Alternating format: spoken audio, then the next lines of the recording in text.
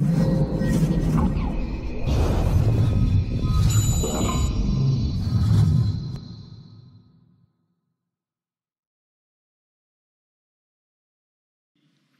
pour en parler, nous sommes avec Bruno Bartocchetti, SGP Police FO, secrétaire Zone Sud. Bonsoir Bruno Bartocchetti, merci d'être avec nous en direct sur RT France. C'est plutôt une bonne nouvelle, bien accueillie par la police, cette décision du Conseil d'État.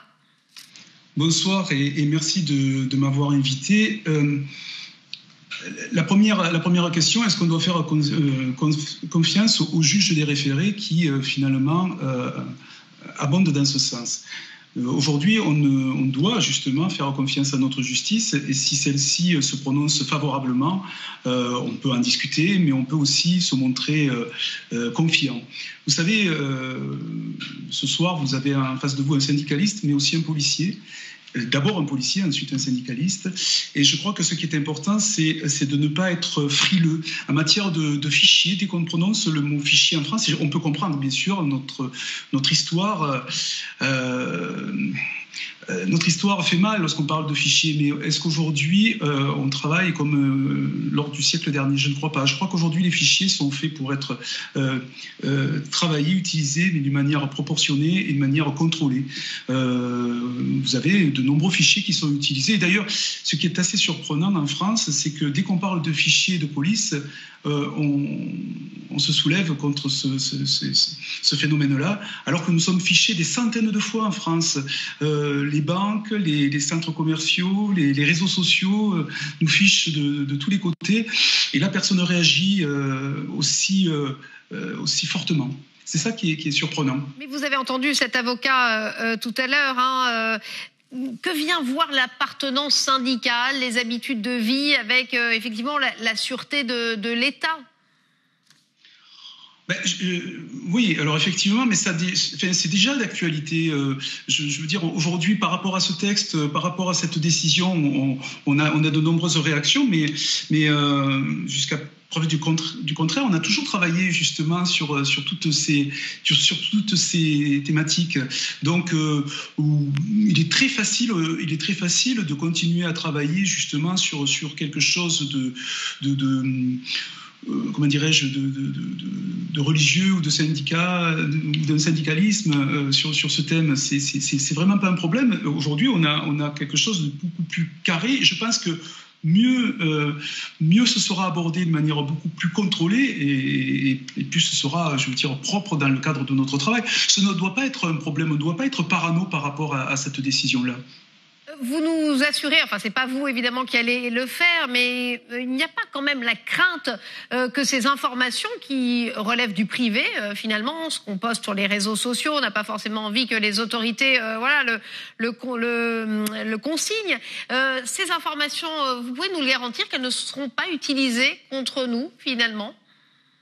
Écoutez, je vais vous donner un exemple. Lorsqu'on a pu travailler sur certains fichiers dans la police pour remonter sur les antécédents judiciaires d'une personne ou remonter sur le nombre de véhicules que vous pourriez posséder.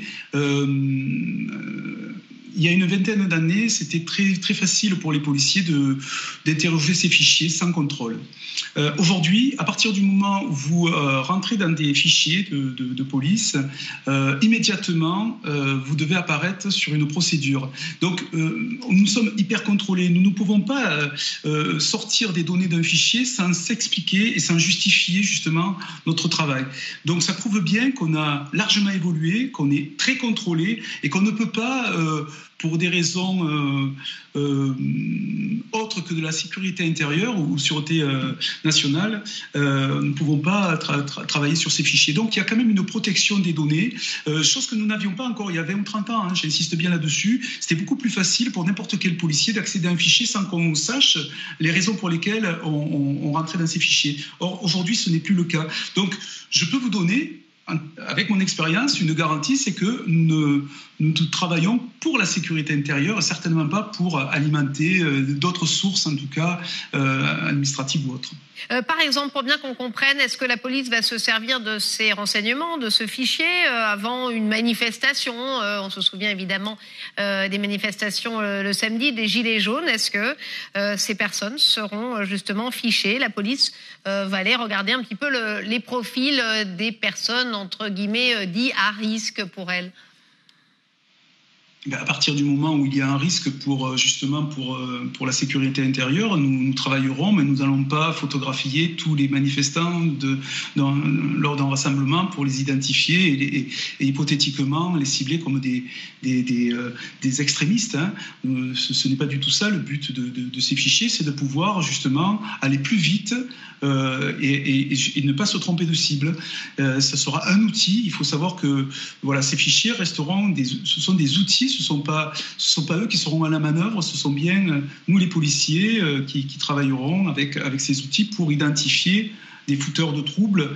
Mais il faut savoir ce qu'on veut. Vous savez, vous me prenez l'exemple d'une manifestation, pour qu'elle soit préservée, pour qu'elle soit sécurisée, il faut écarter les fouteurs de troubles. C'est le but de ces outils-là, c'est de pouvoir faire la différence entre les voyous, les casseurs, les extrémistes et les manifestants.